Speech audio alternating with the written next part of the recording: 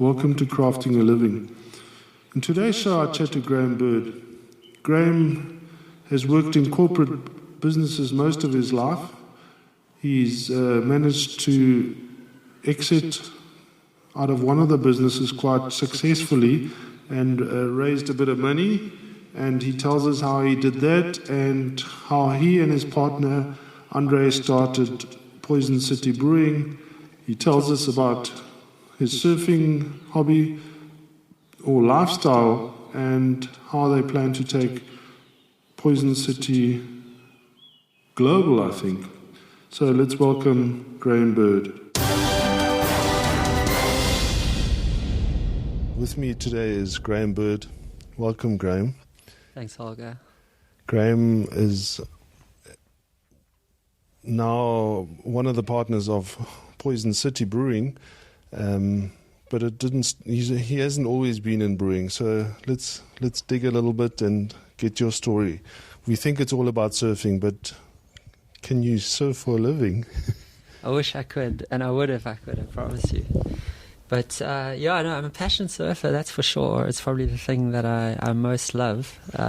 Obviously, other than my family, which is always a resource challenge. But I love surfing. But as far as work goes, I come from a sort of a corporate background. I did a building science degree, University of what was then Natal, now KwaZulu-Natal. And worked for a lot of years sort of building my career in the services sector predominantly, which culminated in a role with a large cleaning company of all businesses, but large in that we employed over 20,000 people. Wow. And I became a shareholder and a director of the company, and I ran the KwaZulu-Natal division of the business. How does one become a shareholder and a director of a big company like that? Did you have to buy in, or was it because you were running the branch? No, I bought in. So It was like a lot of things in life. You have to be in the right place at the right time. I'd actually been working for a national company called Servest. It's a listed, or it was then a listed company, but a very large services company. Spending a lot of time in Johannesburg. And really searching for an opportunity to be more based in Durban. And these guys were looking for somebody. A regional director had left. And I joined them at the time that there was a management buyout about to happen. So I was fortunate to get that opportunity just right at the right time. And ended up being there for a long time, for 10 years. And I loved it. It was great. Of all things, cleaning, it sounds kind of basic, but it was a very exciting business, and it was a large business, so it gave me access to a lot of interesting people and opportunities. But the really interesting part was when we sold the business to a global company called the Compass Group, the world's largest food services business. And Compass, besides focusing on food, also have a lot of support service businesses, so they wanted Supercare to increase their capacity in South Africa in the services sector. And that gave me the opportunity to realize my investment in Supercare. And they also gave me an opportunity in the new Compass structure for a pretty exciting role, although I'd spotted this interview on, I think it was a CNN channel, with one of the MDs of one of the global beer businesses, and they were talking craft beer. And they were talking about how craft beer, how well it's doing and how it's impacting on beer sales for large corporate beers, commercial beers. And I was like, shit, that's exciting. And I knew Rui Estevez and Brad Armitage from An Union, both being Durban guys, and was around when they first launched Brewers and Union in those days. And that must be how many years ago? Probably 12 years 12 ago. years, yeah. Okay. And they were definitely, no matter who says it, they started the craft beer movement in South Africa. Those guys are amazing.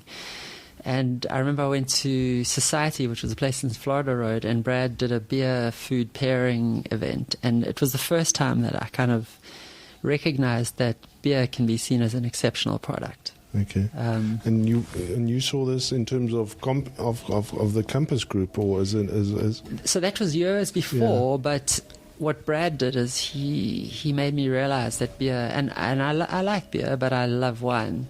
and good spirits, and I really have appreciation for good wine.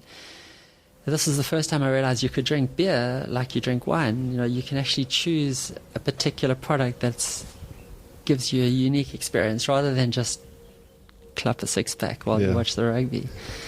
And I, by the time I saw the CNN interview, I don't drink any commercial beer. And this was before I even considered becoming involved in beer, just by preference and taste. I like the imported and the local beers, craft beers. And when I saw this interview and recognized the opportunity in craft beer, it got me thinking about, shit, that sounds like a great industry to be in. I mean, it's a little bit kind of left-wing, anti-establishment. And a little bit like a surfer cleaner guy. Look, although I was in a corporate, I've always been sort of odd person out because my colleagues have always been the corporate kind of people, and I've never really been like that. I've been more of like a punk surfer. Yeah, you certainly don't look like a corporate. So, a lot of people always used to question, like, what the hell am I doing in that corporate space? But it worked for me. And beer, I thought, shit, that's a great space to be in. That's less corporate and more exciting, and an opportunity to kind of live what I really believe in. So what happened is when Compass acquired us and I realized the return on my investment in the business from the company I was working for, I thought, I'm going to start a craft beer business. This is the thing to do. Did you make a lot of money? A fair amount, not enough to retire, that's for damn sure. I wish. And not enough to buy a brewery, or could you buy a brewery? No, it depends how big the brewery is. The brewery is, yeah. And you talk about Roy and Brad. Can you remember the La Muerte tequila? I remember the tequila that they did, but I like tequila, but I've never been a huge fan. Okay. Yeah, they certainly. I mean, I'm also a very, very proud fan of what they've done and achieved with Brewers and Union, and especially the little, what do you call it, the restaurant or cafe in Cape Town, which they used to have. Yeah. And Union was, it was a big attraction for me. Yeah. Certainly when I went to Cape Town, I always wanted to make sure to go and have a beer or meet somebody there rather than anywhere else. So tell us a little bit about the surfing, the whole, we always assume everybody in Durban surfs, but if you live in Kloof, less so. Where did you grow up? So I guess I was fortunate in a way. I come from a family with deep roots in the beach lifestyle. Yeah. My uncle David Ross, who's now 82, was one of the first surfers in Durban. And this was at a time, back in the 60s, 50s, when there was no such thing as surf manufacturers or clothing or anything like that. And David was one of the pioneers, the guys who, I remember he made his first surfboard in my grandparents' flat on the Durban beachfront. Like literally craftsmen who had to make their own products. And that same flat, which is in Beachhurst, just behind Durban Surf on the Durban beachfront, my grandparents lived in for over 50 years. So as a kid growing up, that's where I spent all my weekends. Okay. And I pretty much lived... Not North Beach, eh? Yeah, at North Beach. At North Beach. And I was the envy of all my surfing friends because they would have all have hitched down from whatever, Kloof, Westville, or at least from the Brewer. And they'd all be like scavenging around the beachfront, living on chips and bread. And I would be at my grandparents' flat getting fed up great food. So in the end, I had about 20 of my friends who left their surfboard in my grandparents' flat. Wow. Many great surfers, like really famous Durban surfers. Yeah. That was sort of the beginning of my roots in terms of Durban and surfing. And it's something that I've lived for. What age were you then? I've been in the water surfing since the age of probably about 10. Okay.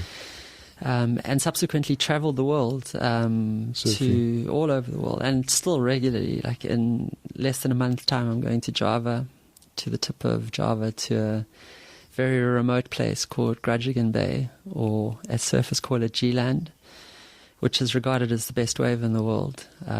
It's a place I've been to often before, and I go to lots of places like that. I live for that. It's awesome. So yeah, surfing is great, and I like the non-conformist attitude of surfers of the past. I hate the commercial kind of vision of a surfer, and I think as an individual, it kind of allows you to live outside of the norm of life, and the experience. It's not a sport. I mean, golf is a sport, tennis is a sport. Surfing, you live it. You wake up every day of your life looking at what the conditions are today. Yeah. In fact, nowadays with modern weather forecasting, you know weeks in advance what every day is going to be like. So can you plan your trips around the weather? Absolutely, Okay. and you do, yeah. Okay. The unfortunate thing is I'm working so damn hard on Poison City that my time in the surf has gone down dramatically in the last year and a half. Yeah. So and okay. So how long did you work with Compass? Not long at all. I mean, I went from being sort of an executive director at the upper echelon of management in our company to being a small cog in a massive machine. I mean, Compass employs over 500,000 people globally. Yeah. And everything changed. You know, suddenly we became a piece of cheese that could be moved around. And decisions are taken at a global and a sub-global level that affected me and my staff. I mean, the worst thing was, and we had a great team, a really successful business, and the global business decided, no, they were going to centralize. And it's a common thing with acquisitions, you know, move everything to Joburg and run sort of satellite offices. And I remember having to retrench 20 of my staff, some of whom had worked for the company for 35 years. Wow. Some of them had only ever worked for the company. And we were a business that was achieving massive success in terms of growth, profit. How do you justify to someone who's worked for you for worked for the company long before I got there to say, oh, you know, we're doing really well, but sorry, you're being retrenched because we're restructuring. And that kind of heartless approach of corporate was something that really rubbed up against me. And it certainly didn't make me feel motivated to carry on being there. Okay. But it was still exciting. It was exciting projects. Actually, the last big project I ran, which was something that I helped actually initiate, was the outsourcing of the entire Netcare catering requirements. So at every Netcare hospital, of which there are 48 in South Africa, we took over the catering responsibilities at the hospitals. So not only cleaning, it's also catering. We did a lot of the cleaning, but because Compass is food, my particular responsibility there was essentially to bed that contract down, which is the largest outsourced catering contract in the history of South Africa. Wow. And I kind of took that on after I'd already decided I was starting Poison City. In fact, we'd already started the branding work on Poison City. And when was that? When did you start that? That was probably 4 years ago. Wow.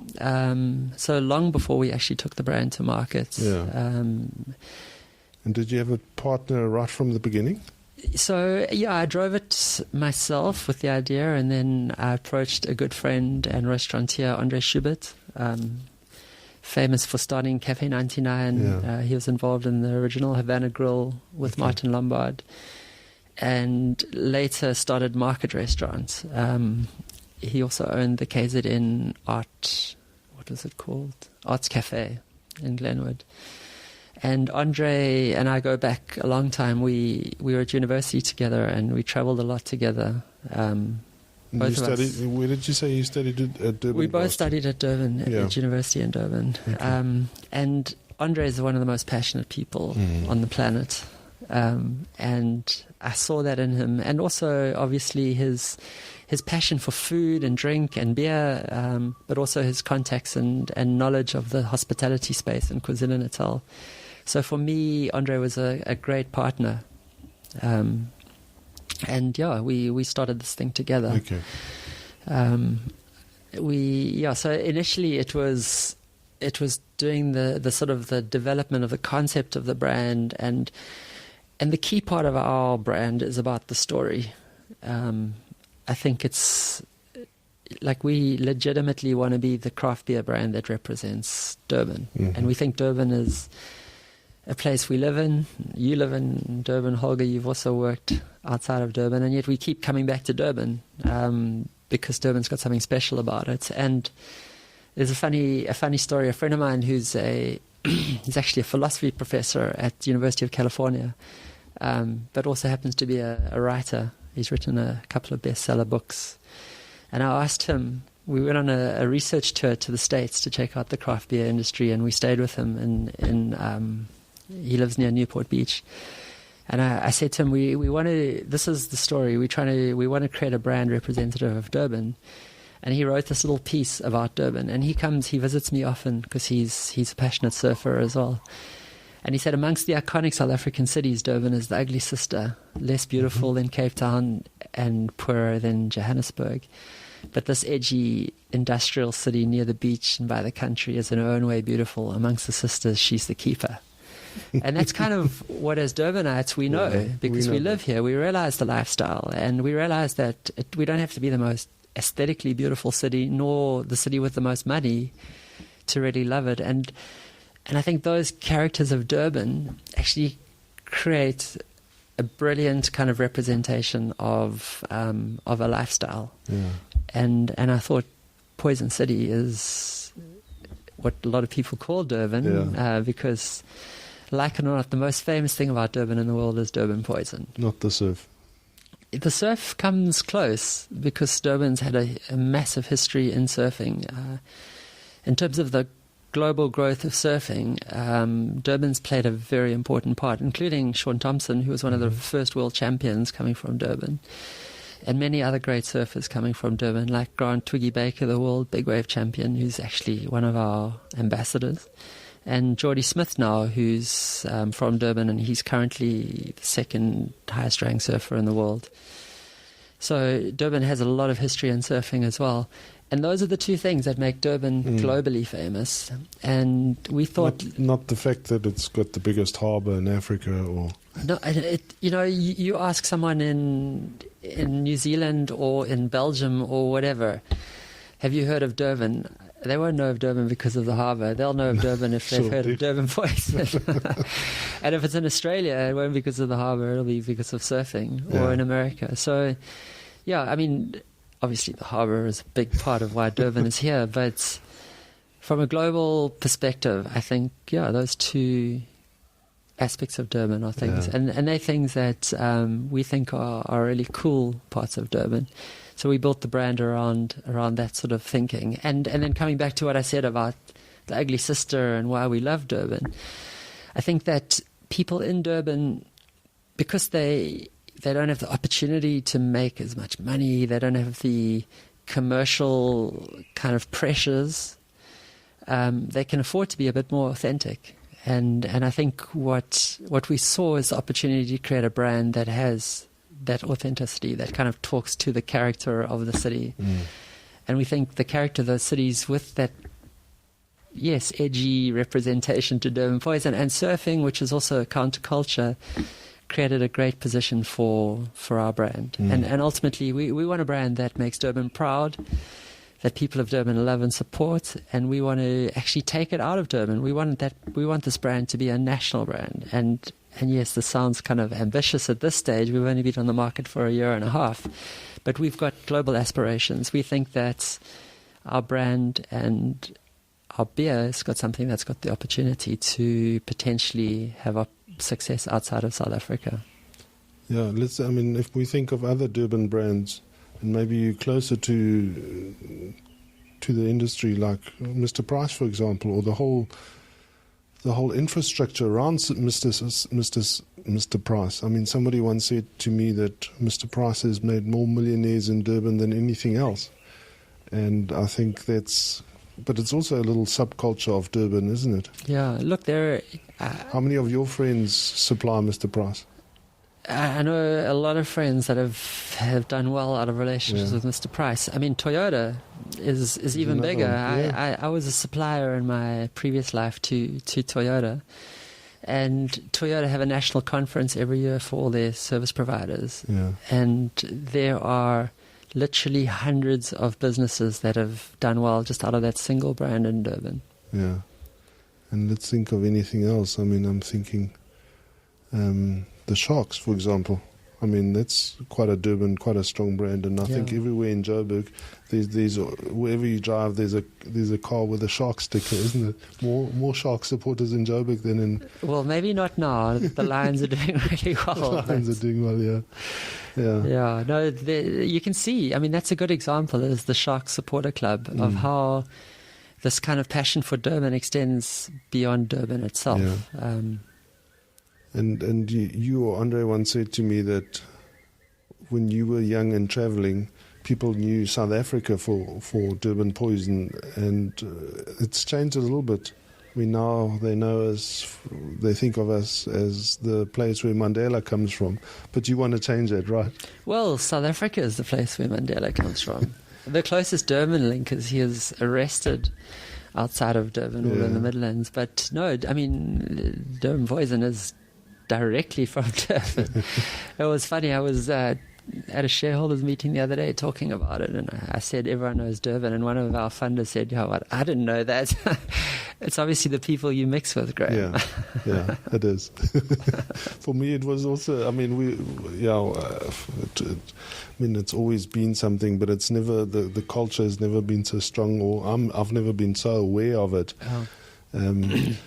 And so, tell us a little bit about the start. You said 4 years ago, and it took you a while to develop the brand, which I really like and respect. I preferred when people start with a brand and the concept.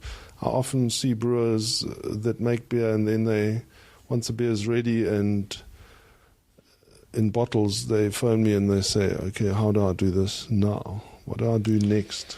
Yeah, I think craft beer. It's not difficult to make beer, and you don't need a huge amount of capital to create a product and put it in a bottle with a pretty label. And I think I see the motivation as to why a lot of people who are passionate about beer are interested in creating a label, but there's a hell of a lot more to it than that. And maybe it's an advantage that I've had experience in the corporate world and in big business, and I realize how much effort goes into creating something that's sustainable. And that's really, I think, been an important part of what we've achieved so far, is doing things properly, like really focusing on every little detail. And you cannot have a successful brand unless you have a real, genuine, authentic story behind your brand. You can put your product out there because you've got the money to create the product, but if there's no attraction for people to want to support your product, and price is not enough of an attraction, then it's not going to fly. And we put a lot of focus on kind of developing the ethos behind the brand, some of which I've spoken about already, and the brand imagery. And I think our brand imagery is kick-ass. I mean, I think we could stop making beer and just create T-shirts and make enough money. Yeah. Which is, I mean, for me, surfing is the clothing industry. Yeah. For you, surfing is surfing, and I've tried to surf, but I'm not a surfer, and I don't wake up in the morning wanting to surf. But if you say surf, I think of garments, and I think you could pull it off. But we're not going to. Our clothing, I get emails from people every couple of days, Facebook requests, Instagram emails, whatever. Like, where can we get your clothes from? Because everyone wants that Poison City brand, whether it's on a T-shirt or on one of our caps. And our goal is not to create a brand that's about clothing. I've had people approach us to say, I can make you thousands of those T-shirts. It can be like the Bintang. If everyone goes to Bali, gets a Bintang T-shirt. Poison City can be the Bintang of Durban. That's not our goal. We're not a brand that wants to be mass publicized. We want to create something that has like genuine authenticity. So we only sell our T-shirts and hats at Holmes Brothers. And Holmes Brothers is another very proudly Durban business. I know Laurie and Gary really well. And they started in 1994 in Durban with their brand. And they pretty much exclusively sell through their stores, which they now have a store in Cape Town, Joburg, and a couple of in Durban. New ones just opened in Hillcrest. And that's the only place that we provide our stuff through. So it's kind of a brand association with another proudly Durban brand. Okay. And we want to keep it exclusive. They're high quality products. They're not cheap, shitty T-shirts which are printed at mass and that they're going to shrink or misshape or fall apart. Holmes Holmes Brothers aren't scared to charge, but you get good quality product from them, and that's kind of associated to what we want to represent for our brand. Okay, so you've created the brand, and then what's the first step? When you're not the first guy to start a beer brand without a brewery, but you did it differently, I think. Yeah, well, I think pretty much everyone does it the way we've done it. I mean, if you look at any of our competitors, it's the route that they follow. There are one or two that haven't, and that's probably associated to their access to capital, because the thing about beer is you've got to sell a hell of a lot of beer to make a buck. Yeah. And there's no real point in building a brewery which costs you, it's never going to cost you less than a couple of million rand, to only be able to produce enough beer to make yourself a couple of $1,000 rand a month if you want to build a brand. And the only way to do it is if you brew at significant scale. Yeah. And when you're brewing at significant scale, you're talking about a brewery in the region of 40 to 50 to 100 million rand. And I think for any new business which doesn't have substantial backing behind it, it's suicide to go and spend that sort of money. Otherwise, you spend a little bit of money which you waste, because you've got to build another brewery in a year's time and another brewery in a year's time after that. So we most certainly are building a brewery, but when the time is right for our brand. So, which is, I think, the extreme opposite would be if you listen to the podcast or the interview with Peter Dean, where they really started Nottingham Road Brewery because SAB wouldn't supply Rawdon's Hotel with draft, and they started a 40 or 50 litre brewery to supply the hotel, and after 21 years they're still going. But that's not how you build a brand nowadays. Okay, so tell us a little bit about how you started the whole making the beer, and because I think it's quite an interesting story. I don't know how much you want to share. Sure, no problem. It has been fun and exciting. So the first was through a friend. I found out about a guy called Jeff Barnes, who's down the south coast, who's a passionate home brewer. Okay. And we said to Jeff, "Come, we've got an idea for a beer. Can we work with you to brew it?" And he literally dusted off his equipment, which I don't think he had used for about 4 years. And we brewed in his sort of back garage on the south coast in KwaZulu-Natal. And I was like, my God, look at the hygiene associated to this. Like, is this how it works? But we brewed a batch of lager, and it came out brilliantly. It really tasted nice. And my friends loved it. It was an easy drinking beer. And I mean, I'm really into the stronger, more hoppy beers myself. But Jeff always said to us, there's no point in making a beer unless people can drink it. And I think it was a valuable lesson from Jeff. And that was our first beer, brewed just three and a half years ago now.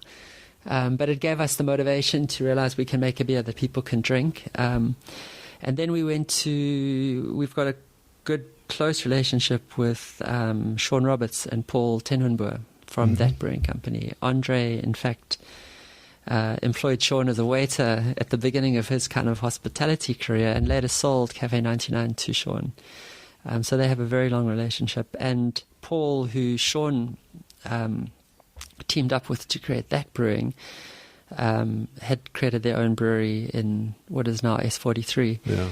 And we started talking to them about the potential of them brewing for us. And I think, fortunately, I think largely because of Andre's relationship with Shaun, they obliged. And because I mean, their model is completely different. They just want to make enough beer for their little restaurant or their tap room, isn't it? Look, they do distribute to other outlets in Durban, but yes, it's a different scale. It's a different scale operation. But Paul is possibly the best brewer in KwaZulu-Natal. I think so. He's certainly amazingly passionate about brewing beer, and I think some of his beers are fantastic. And but we wanted a lager, okay, and because we had learned from Jeff, we don't want to go to market with a beer that only 1 in 1,000 beer drinkers drink. And I think a lot of craft beer products or brands make that mistake. They make beer that they love drinking, and that's not necessarily beer that people out there want to drink. And the same case with Paul. He doesn't make a lager because he's a craft brewer, and craft brewers only brew ales. But not lagers. And so it was, I think, one of the first lagers, certainly at scale, that Paul had brewed. And it was a long process. I mean, we had a very distinctive idea about the type of beer that we wanted. Which was what?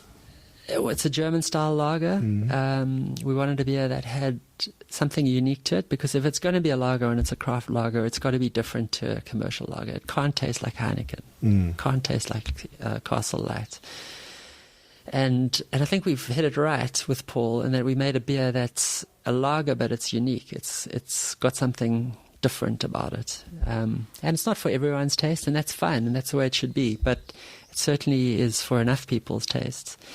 And in fact, the enough people's tastes include some very revered beer palates in South Africa. Because what we did is, when we thought we had the beer right, I'd met Peter Vesely, who at the time was chief brewer for SAB. And I said to Peter, I'd love him to give us an opinion on this beer, because we think we're ready to take it to the market, but we'd like an opinion on it. And we actually arranged for Peter and his trade brewers from across the country, including like Russell Hunt from Durban, who's really the trade brewer who represents beer in a way in Durban. And I didn't realize Russell was a brewer. Trade brewer. Okay. Yeah. So trade brewers are people that work within the large breweries who kind of represent the brand out there, and they're very knowledgeable about beer. And so it wasn't just him, it was the trade brewers from the rest of the country as well, including what Peter said are some of the best beer tasters in South Africa. Peter is a guy with enormous capability who's worked globally in the beer industry. And we sat down with these guys. Ben Lamaleki was at the meeting as well, who was the trade brewer before Russell, who's quite a legend in the craft brewing industry around KwaZulu-Natal and nationally. And we had this team of these kind of illustrious beer people, and we gave them our beer, and we were shitting ourselves, like, what are they going to say? And they loved it. Yeah. They really loved it. And we realized that we had the right beer. If we can get people like that who recognize that the beer's got commercial applicability, but also uniqueness, we knew we had the right beer. Okay. And that was the Bird Lager, named partially after me, but also partially about, we've got an image of an angry seagull on our logo, and seagulls are synonymous with Durban. It's a coastal bird, so it's a little bit of both. And that was where the Bird Lager started, which was our first beer. Okay. And then we started working with the guys from Toti, Jason, who we think makes an incredible IPA and pale ale. Does, eh? And we had the idea for a beer, this time a traditional English-style pale ale. Traditional to the point that it has the same ingredients that traditional English pale ales have, but obviously brewed with our own tastes and perspectives in mind. East Kent Golding hops, the Lotsky. And we brewed this with Jason, and he made a brilliant beer, which we love, and we call it the Punk Rocker. And I guess like the Bird Lager, it's a fairly drinkable pale ale. And I think that's important as well, because, again, you want to make a pale ale that's too complex. You're not going to attract a lot of people to it. Yeah. And I think our beer is an exceptional beer. It gets fantastic ratings on Untapped, which is a completely open forum for comments where people can say they love your beer or hate your beer. And it comes up with a rating just below 4 overall, which is really good. I mean, higher than brands like Heineken and higher than a lot of craft beer brands as well. And that was our second beer. Okay. And then our third beer, which we brewed with Shaun Standeaven from Standeaven in Durban. So we worked a lot with local brewers, and I think Shaun is also definitely at the top echelon of local brewers in KwaZulu-Natal, in our hometown. And we wanted a Weiss beer, but eventually we decided we wanted to do a Belgian Wit because it's more unique.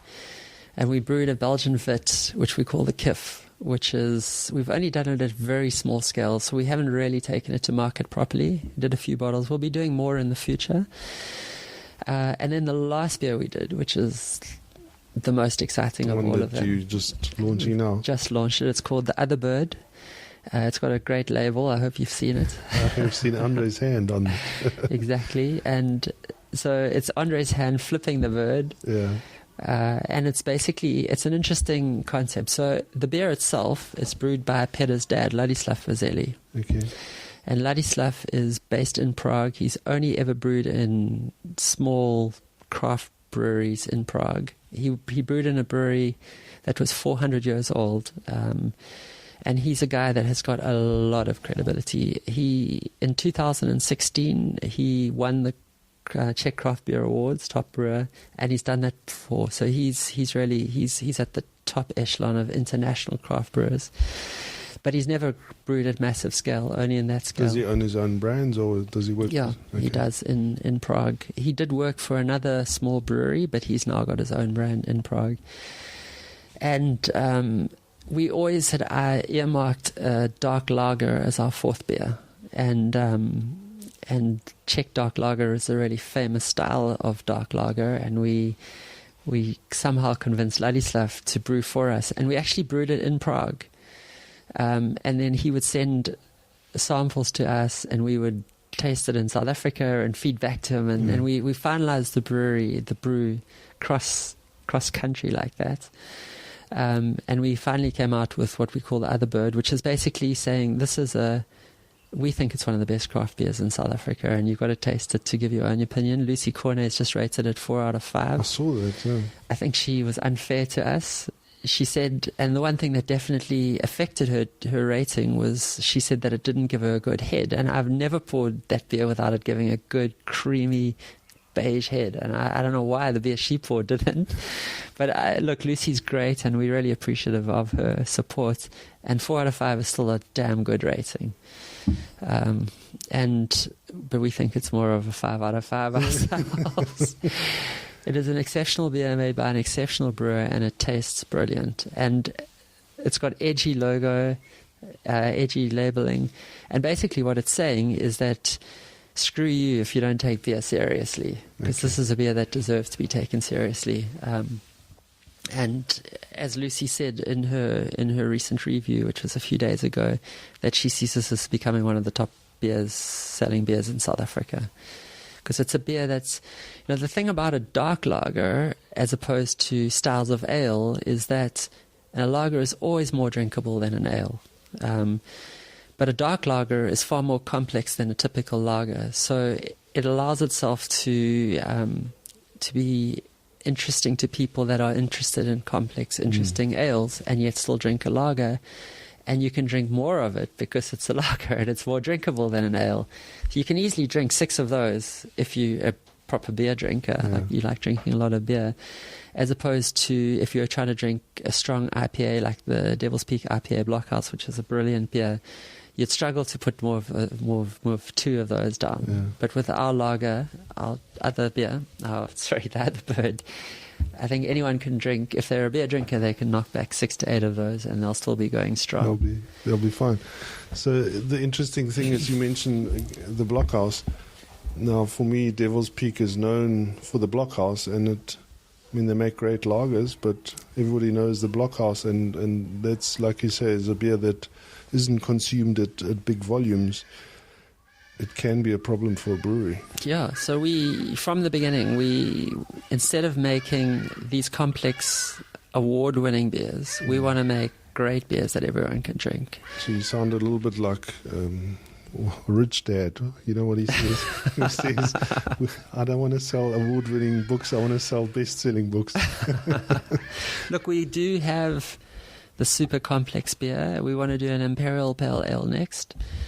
So essentially we're talking about a triple hopped, like heavy malted beer with 8-9% alcohol, which you are only going to drink 1 or 2 of. And where are you going to brew that? We haven't got that far yet. And the Kiff, you brewed the Kiff, that was Shaun? Shaun, yeah. Okay. Yeah. Okay.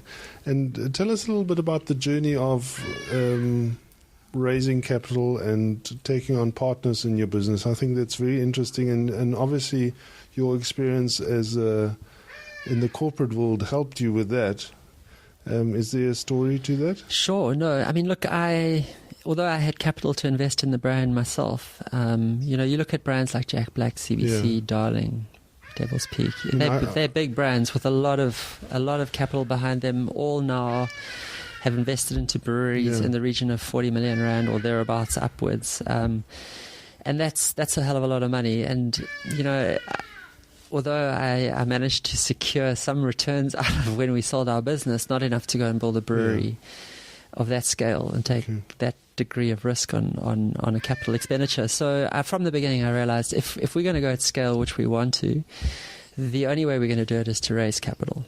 And we were really fortunate to come across a guy called Murray Collins, who's a very successful businessman in Durban who loves our brand. He has a private equity business associated to his main business, which we're looking at it, but they actually decided they weren't interested in it. But Murray liked us enough to stay interested. And what they're in the steel? No, property development. Okay. Yeah. But the private equity business has varied investments in different businesses. But so what Murray said to us is he likes our brand, he likes our passion, he believes in us, and he wants to support a Durban-based brand, being a Durban-based person. And he said he wants to tell a few of his friends about it and see if the right people he knows would be interested in the brand. And if they were as well, then he would be prepared to back it. And that's what happened. I mean, he essentially introduced it to a few similarly very successful locally based people, Durban-based people, who have a hell of a lot to offer. And they all came on board.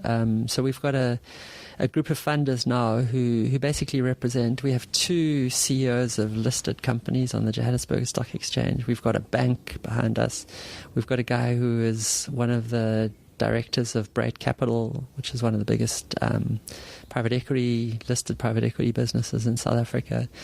And we've got a wealth of knowledge of both the retail space and the marketing space and the business space behind us, and obviously also access to capital now, which has been, I think, incredibly important for us to be able to develop the brand the way we want to develop it. And the worst thing you can do out there is to create a brand, put it out to market, and not have the resources to back your brand up. Number one, if you're brewing in a small brewery and you're not able to produce the volume required to meet the demand, all you're going to do is upset people because they create their own demand around their business, around your brand, and then you can't supply them. And then they're sitting there with empty shelves or an empty tap, losing revenue, which is insane. And all you're going to do is upset people if you can't give them the production they require. And the other thing is support, sales support. I mean, we were privileged to meet Kevin Hedderwick the other day, who's probably one of the most well-known personalities, business people in South Africa in the sort of the brand and hospitality space, CEO of famous brands. And Kevin taught us some very valuable lessons, which is kiss your customers till their lips bleed. And he said, if you don't have the resources to back your brand, don't take your brand to market. And Kevin has a long history in different businesses, including SAB. I remember him working for SAB, I think, for the draft business.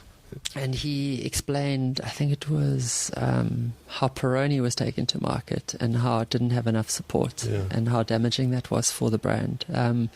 And we took a lot of lessons and notes when we spoke to Kevin, and we don't want to make that mistake. And fortunately, with the way we've structured the business, we've got access to the resources to be able to go out there and do it properly. One thing that surprised me,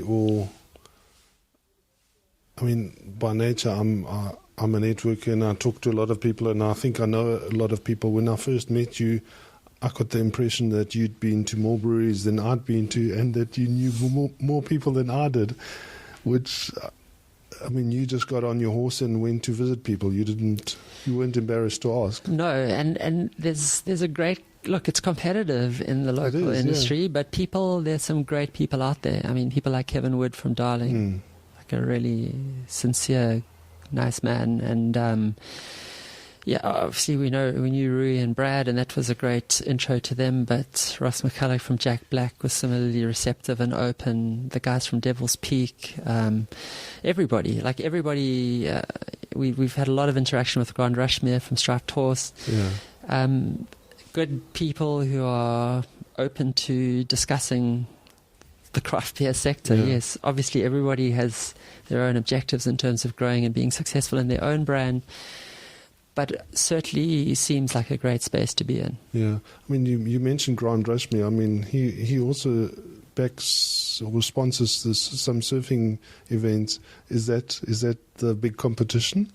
No, not really. So Grant is the guy who also created the Boss Iced Tea brand, and he realized with Boss Iced Tea, or I'm sure he realized before that, but he realized the value and power of surfing, and with Boss he used surfing quite strongly in terms of the promotion of Boss. And in fact sponsored Grant Twiggy Baker, who's a world big wave surfing champion, who we do now as well. So when he started Striped Horse, I assume he saw the value in that as well, and he associated to surfing with Striped Horse as well. So yeah, but and he's a great guy. I mean, I'm friends with Grant. I see him quite a bit. Okay, and now a little bit about your marketing and where the brand is going. Obviously, you secured quite a few draft outlets in KZN? Yeah, KZN's been fantastic. I mean, we have over 200 outlets nationally now. KwaZulu-Natal over 100, and we've got over 60 taps pouring. But probably at about, and it's a changing number literally by the day in terms of new outlets coming on board. But standalone restaurants, some of which pour more than one tap, we've probably got about 40 at this stage in KwaZulu-Natal, which is pretty good in KwaZulu-Natal. Yeah, very good. And climbing fast in Joburg, probably climbing up to about 25 to 30 in Joburg already. And the rest of the country also some great growth in the on-consumption space. I mean, we see the value of being a strong brand within the on-consumption space, because that's where you build brand. Yeah. And then a big target of ours is the off-consumption space, to have product in bottles accessible to everybody. Yeah, you obviously got some investors from the retail space, and does that help? Yes, but I think it does help that we have investors that are big players in the retail space, but in the end your brand has to stand on its own. Yeah. And I think it's about your brand story, what you can offer, and the quality of your product. And one thing we're 100% confident about is that the quality of our product is excellent, and we know from the response that the brand is interesting to people. And I think those are the two factors that we need to work hard on to get the brand out there and to get the product onto people's lips. Yeah, and who's drinking your beers? It's everybody's drinking our beers. I mean, women love our beers, men love our beers, black people, white people. We one thing for sure is that we want to be a beer for all South Africans.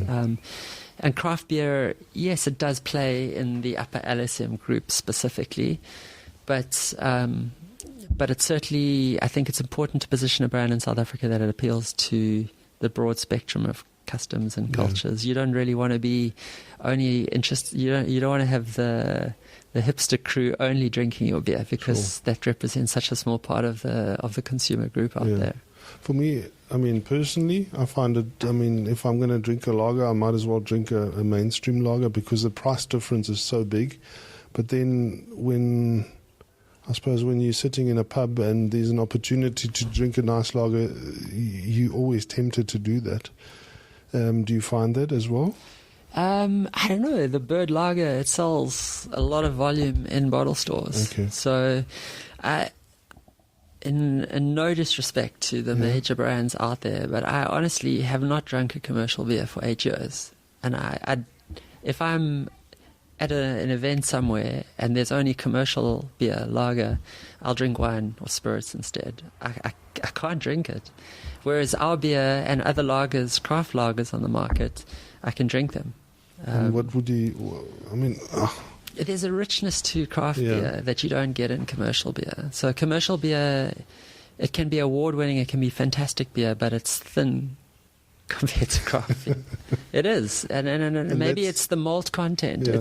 I think it's the amount of product that goes into making craft beer, and the malt bill. How much you're prepared to spend on the ingredients going in, and I like beers that have that taste behind them, that you can tell they've got an expensive malt bill. Yeah, and I think that the difference is also that you probably don't drink a case of beers. I mean, if you're going to drink beer for the taste, you're probably not going to hammer down a 6-pack or 9 beers. Yeah. Look, we probably are going to bring out a more of a mass market lager at some stage. We've already got it. It'll be called Durban Poison. I've already actually trademarked the name. And I think that would be a perfect name for a mass market lager. Yeah. Okay. So we've got that on the cards, but it's not something we're rushing into. It's we want to build the brand. Once we've got legitimacy around the authenticity and we are an established brand, then we can use that brand to go to the mass market. But at the moment, we don't want to waste our time on the mass market. Okay. So my message is always to new brewers and people looking into the beer industry: please don't build another brewery, and you haven't done that. And the second thing I always say is we need more brew pubs, and not even brew pubs. I mean, somebody phoned me from Fried the other day and I said, you've got to build the beer culture before you can even open a brew pub. You must start with a beer pub. Yeah. Are you planning to open anything? Definitely. In fact, we're in discussions with Bruce Rankin at the moment around a potential project in lifestyle. They've got a really great, exciting, I don't know if you know about it, but project they're busy working with. I'm not 100% sure that's going to go ahead, but we're certainly looking at opportunities to create some kind of outlet. And I think it's important for people to go somewhere where they can live the brand.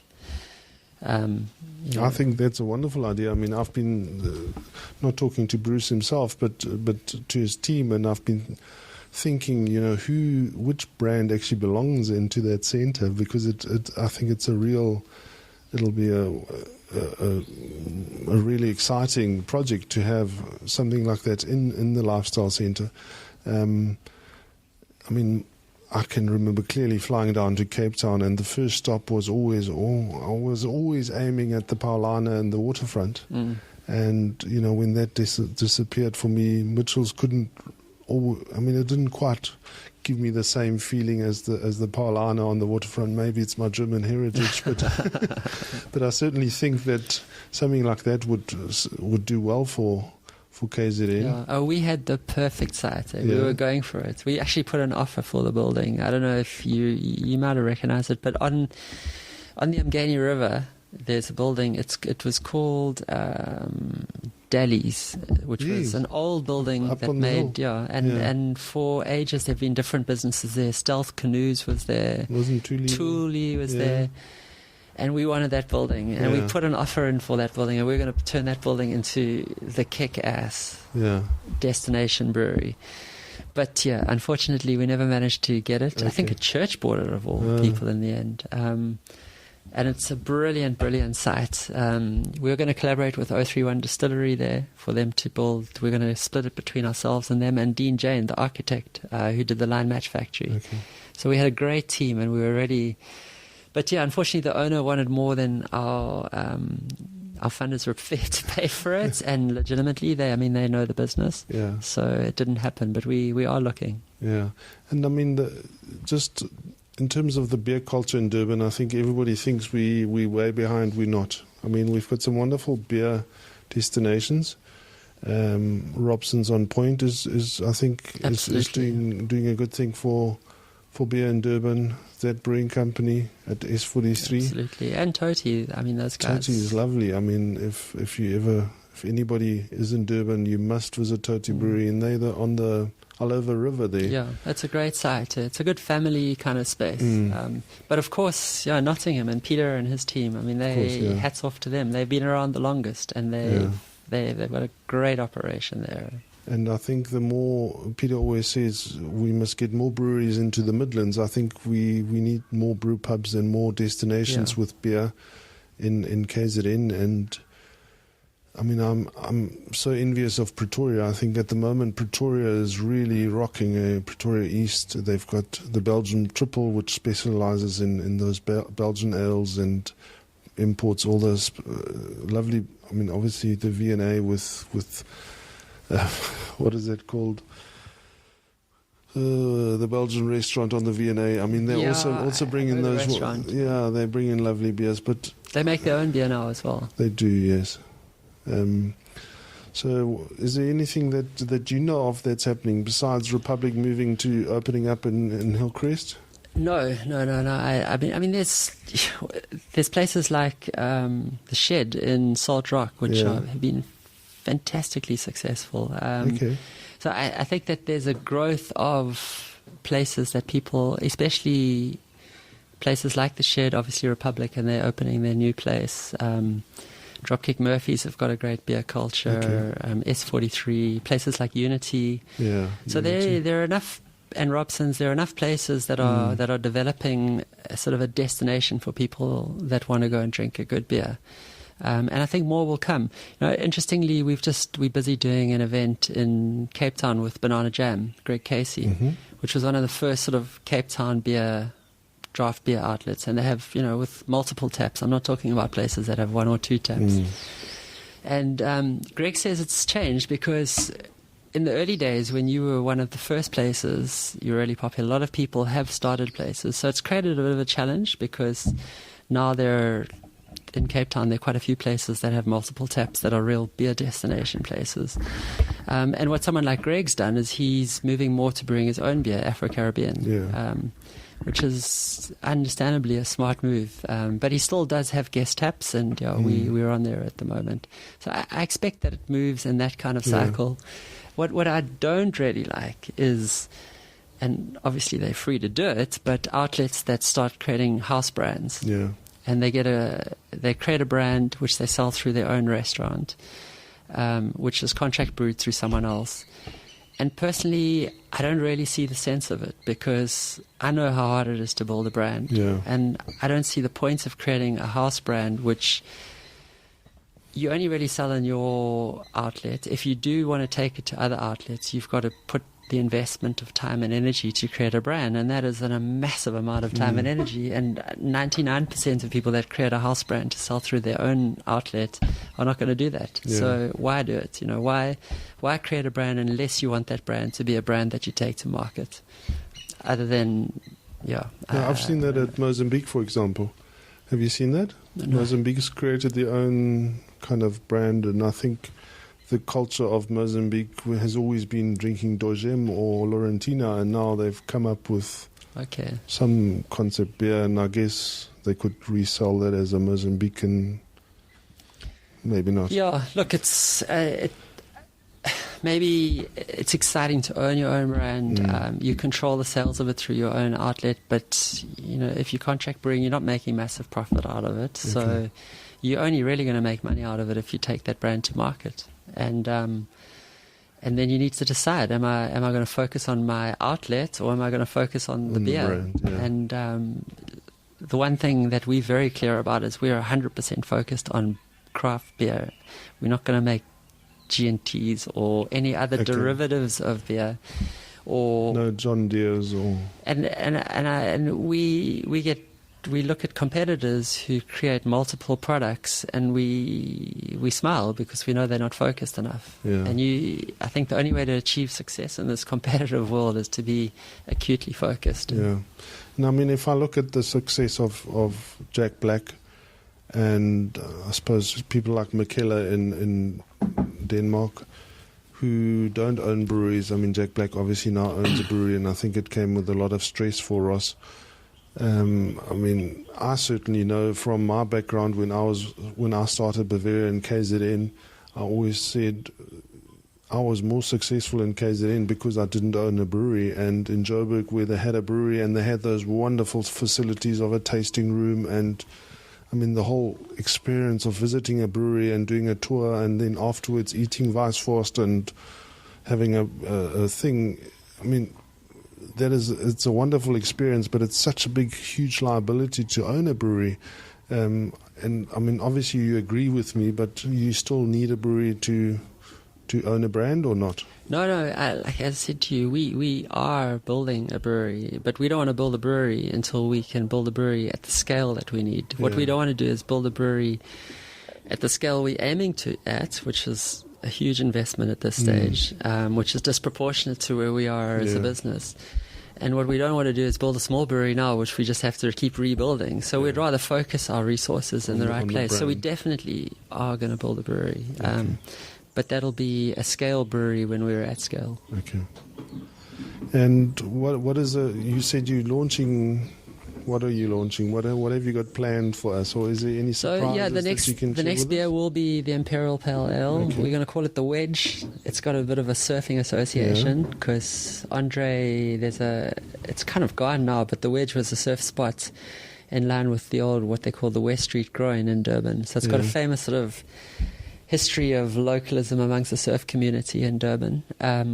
And then the other wedge, which is the most famous wedge, is at Newport Beach in California, which is a really famous death-defying wave that breaks next to the Newport harbour. And the reason we're calling it the Wedge is because it's going to be an American-style Imperial Pale Ale, and because the Imperial Pale Ale is the beer on the west coast of America. It is the biggest selling, the most popular beer amongst everyone. In fact, that style of beer has driven the craft beer growth globally. So if you say Imperial Pale Ale versus an IPA? Yeah, so just taking the malt and the hop content up to another level. So it's a double APA or what? I call it a triple. Okay. Yeah. So it's a strong beer. And what sort of hops will that have?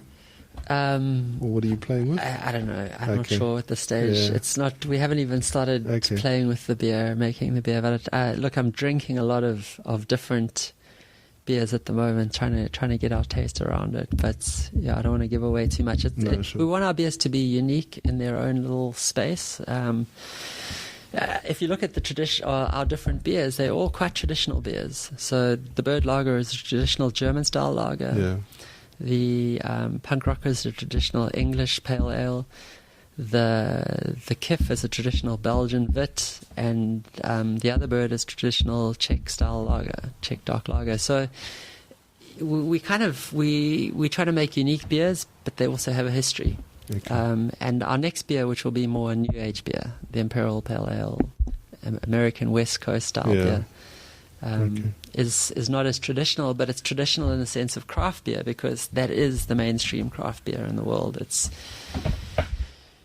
Craft beer the craft beer phenomenon started about 30 years ago in the States, and it's been driven by different factors, but at the moment it's being driven by the Imperial Pale Ale, the West Coast Ale. Yeah, that's super exciting. And in terms of the marketing, you say you've just secured a listing in the Topses in Joburg? Yeah, in the South Rand DC, the biggest DC in South Africa. Taken on. We had a great listing into the individual stores, probably in over 40 stores up there, just the top stores. We are in other retailer stores there, like Norman Goodfellows and Liquor Boys and so on.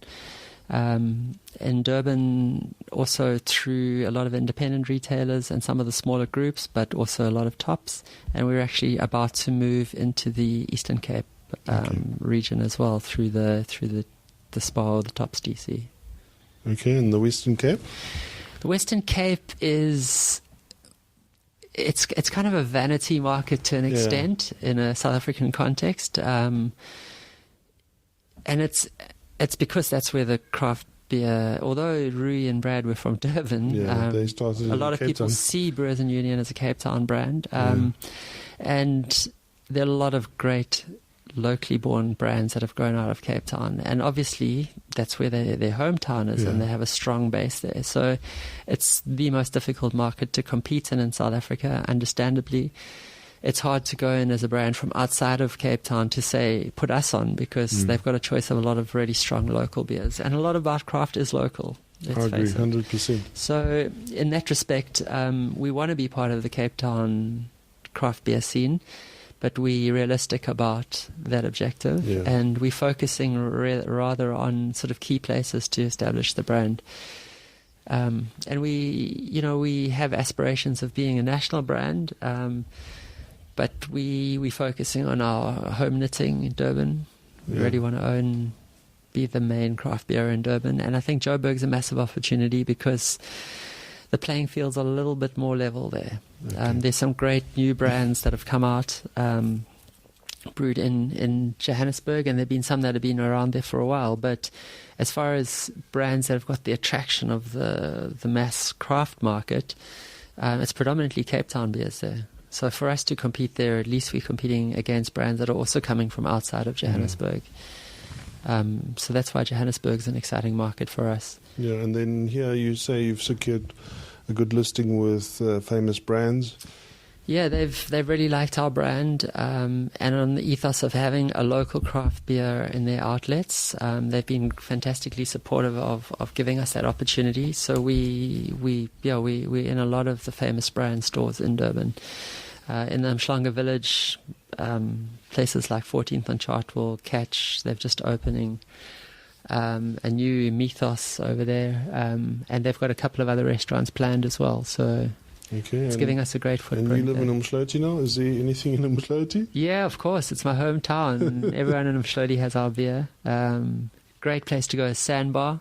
Yeah. It's probably one of the most unique drinking and eating places in South Africa. Parking.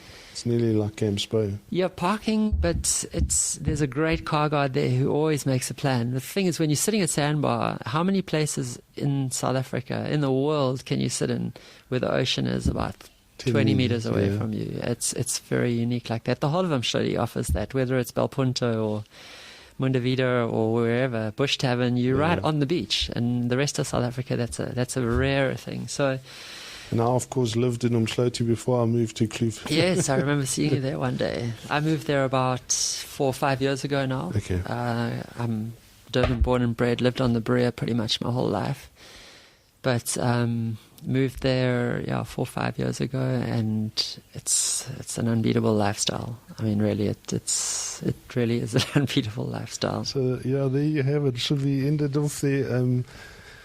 I think when next time you're coming to KZN or even in Joburg, look out for the bird, the Kiff. The other bird. And the punk rocker. And you'll definitely find them at your local spa. And if they don't know where to get them, they can get them from their DC. So it should be easy to get. Just have a look on our website, www.poison.city. We list our stockists on the website. Okay. It's not always 100% up to date, but it's hard to keep it up to date, I know. Yeah. Okay. Thanks, Graeme. Thanks, Holger. Nice chatting to you. Cheers. Cool. Man. Have a good day.